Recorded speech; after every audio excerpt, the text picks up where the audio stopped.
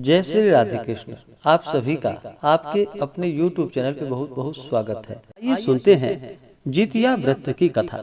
इसे जीवित पुत्रिका व्रत या ज्योतिया व्रत के नाम से भी जाना जाता है। जीवित पुत्रिका का व्रत जो कि हर वर्ष आश्विन माह के कृष्ण पक्ष की अष्टमी तिथि के दिन जीवित पुत्रिका का व्रत किया जाता है। जीवित पुत्रिका का व्रत जो कि बड़ा ही कठिन माना जाता है। यह व्रत जिस प्रकार से छठ के व्रत में 3 दिनों तक व्रत के नियम का पालन करना पड़ता है, उसी प्रकार से जीवित पुत्रिका के व्रत में भी 3 दिनों तक नियम का पालन करना पड़ता है। जीवित पुत्रिका के व्रत में सप्तमी तिथि के दिन नहाय खाए, अष्टमी तिथि के दिन व्रत और फिर नवमी तिथि के दिन इस व्रत का पारण किया जाता है। इस व्रत को स्त्रियां जो कि अपनी संतान की रक्षा के लिए, संतान की लंबी आयु के लिए, सुख समृद्धि की प्राप्ति के लिए इस व्रत को रखती हैं। तो आइए सुनते हैं जितिया जीवित पुत्रिका व्रत की कथा। कि एक बार नैमिषारण्य के निवासी ऋषियों ने संसार के कल्याणार्थ श्री सूत जी से पूछा कि हे सूत, कराल कली काल में लोगों के बालक किस तरह दीर्घ आयु होंगे, आप कृपा कर हमसे बतलाइए। तब सूत जी बोले कि जब द्वापर युग का अंत और कलयुग का आरंभ था, उसी समय बहुत सी शोकाकुल स्त्रियों ने आपस में सलाह की कि क्या इस काल में माता के जीवित रहते पुत्र मर जाएंगे। जब वे आपस में कुछ निर्णय नहीं कर सकी, तब गौतम जी के पास पूछने के लिए गए। जब उनके पास पहुँचे तो उस समय गौतम जी बड़े ही आनंद के साथ बैठे थे। उनके सामने जाकर सभी ने उनको प्रणाम किया। तदंतर स्त्रियों ने पूछा कि हे प्रभु, इस कलयुग में लोगों के पुत्र किस तरह जीवित रहेंगे, इसके लिए कोई व्रत या तप हो तो आप कृपा करके हमसे बतलाइए। इस तरह उनकी बात को सुनकर गौतम जी बोले कि आपसे मैं वही बात कहूँगा जो मैंने पहले से सुन रखा है। गौतम जी ने कहा कि जब महाभारत युद्ध का अंत हो गया और द्रोण पुत्र अश्वत्थामा के द्वारा अपने बेटों को मरा देखकर सब पांडव बड़े ही दुखी हुए, तो पुत्र शोक से व्याकुल होकर द्रौपदी अपनी सखियों के साथ ब्राह्मण श्रेष्ठ धौम्य के पास गई और उसने धौम्य से कहा कि हे विपेंद्र, कौन सा उपाय करने से बच्चे दीर्घायु हो सकते हैं, यह आप कृपा कर हमसे कहिए। धौम्य बोले कि सतयुग में सत्य वचन बोलने वाला, सत्याचरण करने वाला समदर्श जिमूत वाहन नामक एक राजा था। एक बार वह अपनी स्त्री के साथ अपने ससुराल को गया और वहीं पर रहने लगा। एक दिन आधी रात के समय पुत्र शोक से व्याकुल कोई स्त्री रोने लगी, क्योंकि वह अपने बेटे के दर्शन से निराश हो चुकी थी। उसका पुत्र मर चुका था। वह रोती हुई कहती थी कि हाय, मुझ बूढ़ी माता के सामने मेरा बेटा मरा जा रहा है। उसका रुदन सुनकर राजा जिमूत वाहन का तो मानो हृदय विदीर्ण सा हो गया। वह तत्काल उस स्त्री के पास गया और उससे पूछा कि तुम्हारा बेटा कैसे मरा है। बूढ़ी ने कहा कि गरुड़ प्रतिदिन आकर गांव के लड़कों को खा जाता है। इस पर उस दयालु राजा ने कहा कि माता, अब तुम रो मत, आनंद से बैठो, मैं तुम्हारे बच्चे को बचाने का यत्न करता हूँ। ऐसा कहकर राजा उस स्थान पर चला गया जहाँ पर कि गरुड़ आकर प्रतिदिन मांस खाया करता था। उसी समय गरुड़ भी उस पर टूट पड़ा और मांस खाने लगा। जब अतिशय तेजस्वी गरुड़ ने राजा का बायां अंग को खा लिया, तो झटपट राजा ने अपने दाहिने अंग फेर कर गरुड़ के सामने कर दिया। यह देखकर गरुड़ जी ने कहा कि तुम कोई देवता हो, कौन हो, तुम मनुष्य तो नहीं जान पड़ते। अच्छा, अपना जन्म और कुल बताओ। पीड़ा से व्याकुल मन वाले राजा ने कहा कि हे पक्षीराज, इस तरह के प्रश्न करना व्यर्थ है, तुम अपनी इच्छा भर मेरा मांस खाओ। यह सुनकर गरुड़ रुक गए और बड़े आदर से राजा के जन्म और कुल की बात को पूछने लगे। राजा ने कहा कि मेरी माता का नाम शैब्या है और मेरे पिता का नाम शालिवाहन है। सूर्य वंश में मेरा जन्म हुआ है और जिमूत वाहन मेरा नाम है। राजा की दयालुता को देखकर गरुड़ ने कहा कि हे महाभाग, तुम्हारे मन में जो भी अभिलाषा हो वह मुझसे वर मांग लो। इस पर राजा जिमूत वाहन ने कहा कि हे गरुड़ देव, यदि आप मुझे वर दे रहे हैं तो यह वर दीजिए कि आपने अब तक जिन प्राणियों को खाया है वे सब जीवित हो जाएं।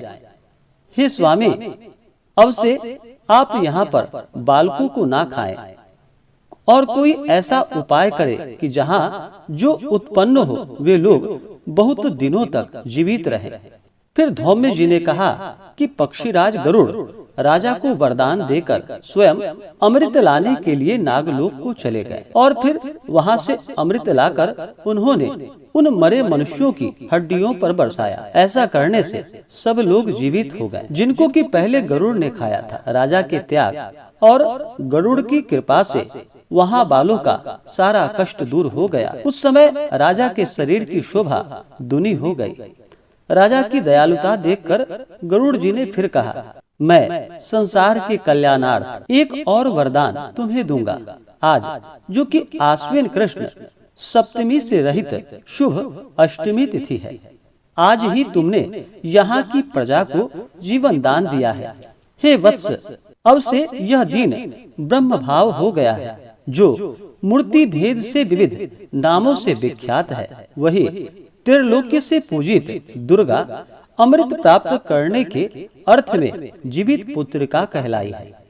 सो इस तिथि को जो स्त्रियां उस जीवित पुत्रिका की और कुश की आकृति बनाकर तुम्हारी पूजा करेंगी तो दिनों दिन उनका सौभाग्य बढ़ेगा और वंश की भी बढ़ोतरी होगी। हे महाभाग, इस विषय में विचार करने की भी आवश्यकता नहीं है। हे राजा, सप्तमी से रहित और उदया तिथि की अष्टमी को व्रत करे, यानी सप्तमी वृद्ध अष्टमी जिस दिन हो उस दिन व्रत न करके शुद्ध अष्टमी को व्रत करे और नवमी को व्रत का पारण करे।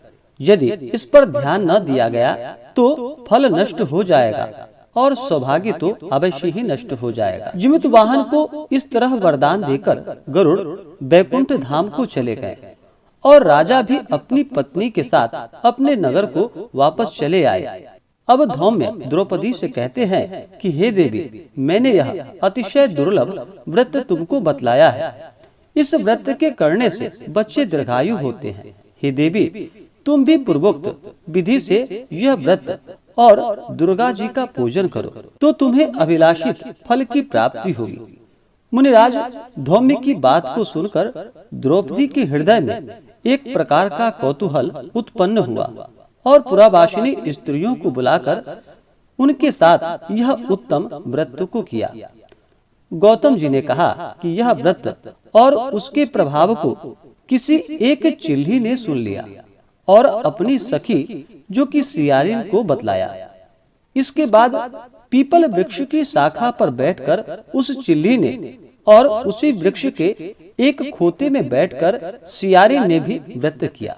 फिर वही चिल्ली किसी उत्तम ब्राह्मण के मुख से यह कथा सुनकर आई और पीपल के खोते में बैठी हुई अपनी सखी को सुनाया। और फिर सियारिन ने आधा कथा सुनी ही थी कि उसे भूख लग गई और वह उसी समय जो कि शव से भरे हुए शमशान में पहुंची।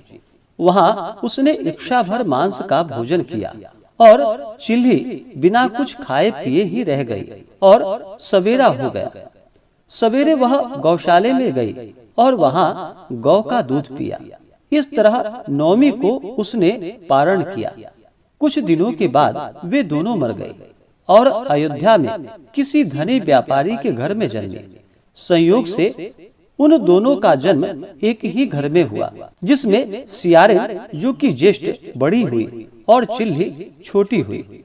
वे दोनों सभी शुभ लक्षणों से युक्त थी, इसलिए बड़ी लड़की काशीराज के और छोटी उनके मंत्री के साथ अग्नि के सामने विधि पूर्वक ब्याही गई। पूर्व जन्म के कर्म फल से वह मृगनयनी रानी हुई। जिस किसी भी संतान को उत्पन्न करती थी वह मर जाती थी और पूर्व जन्म की बातों को स्मरण करने वाला मंत्री की पत्नी ने अष्टवसुओं के साथ सदृश तेजस्वी 8 बेटे उत्पन्न किए और सभी जीवित रह गए। अपनी बहन के पुत्रों को जीवित देखकर ईर्ष्या के कारण राजपत्नी ने अपने स्वामी से कहा कि यदि तुम मुझे जीवित रखना चाहते हो तो इस मंत्री के भी पुत्रों को उसी जगह भेज दो जहाँ की मेरे बेटे गए हैं, अर्थात इन्हें मार डालो। यह सुनकर राजा ने उस मंत्री के पुत्रों को मारने के लिए कई प्रकार के उद्योग किए, पर मंत्री पत्नी ने जीवित पुत्रिका के पुण्य बल से उसे बचा लिया। एक दिन राजा ने अपने आदमियों से उन पुत्रों का सिर कटवाकर पिटारी में रखवाया और वह पिटारी उनकी माता जो कि मंत्री पत्नी के पास भेज दिया, किंतु वे 8 सिर बेशकीमती जवाहरात में बदल गए और भले चंगे हो 8 लड़के अपनी माता के पास वापस चले आए। उनको जीवित देखकर राजपत्नी को बड़ा विस्मय हुआ। अंत में वह मंत्री की पत्नी के पास आई और उनसे पूछा कि बहन, तुमने कौन सा ऐसा पुण्य कर्म किया है जिससे बार बार मारे जाने पर भी तुम्हारे बेटे नहीं मरते। इस पर मंत्री की पत्नी ने कहा कि पूर्व जन्म में मैं चिल्ली थी और तुम सियारे। हमने और तुमने एक साथ जीवित पुत्रिका का व्रत किया था। तुमने व्रत के नियमों का भली भांति पालन नहीं किया था और मैंने इस व्रत का नियम का पालन किया था। इस दोष से हे बहन, तुम्हारे बेटे नहीं जीते हैं। अब तुम ओ राजरानी, अब तुम भी इस जीवित पुत्रिका व्रत को करो तो तुम्हारे बेटे दीर्घ आयु होंगे। मैं तुमसे जो कि यह सच सच कह रही हूँ। और फिर उसके कथानुसार रानी ने व्रत किया। तभी से उसके कई बेटे सुंदर और दीर्घ आयु होकर बड़े बड़े राजा हुए। सूत जी कहते हैं कि सब प्रकार का आनंद देने वाला मैंने यह दिव्य व्रत बतलाया है। स्त्रियां अगर चिरंजीवी संतान चाहती हो तो वे विधि पूर्वक यह व्रत करे। तो बोलिए प्रेम से माता दुर्गा की जय, गरुड़ देवता की जय, राजा जिमतवाहन की जय, सर्व देवी देवता की जय। इसी प्रकार से जो भी भक्त, जो भी जातक सच्ची श्रद्धा के साथ जीवित पुत्रिका का व्रत करते हैं तो इस व्रत के प्रभाव से व्यक्ति के सभी दुख और कष्ट दूर होते हैं तथा संतान की आयु लंबी होती है। तो आशा करता हूँ कि यह जानकारी आपको अच्छा लगा हो। ऐसे ही ज्ञानवर्धक जानकारियाँ प्राप्त करने के लिए हमारे इस चैनल पे अगर आप नए हैं तो चैनल को लाल बटन दबा करके सब्सक्राइब करें, साथ में बेल आइकन घंटी को दबाएं ताकि मेरे वीडियो का नोटिफिकेशन आपको समय से मिलता रहे। वीडियो को लाइक करें, शेयर करें। सुखी रहें और स्वस्थ रहें। जय श्री राधे कृष्ण। धन्यवाद।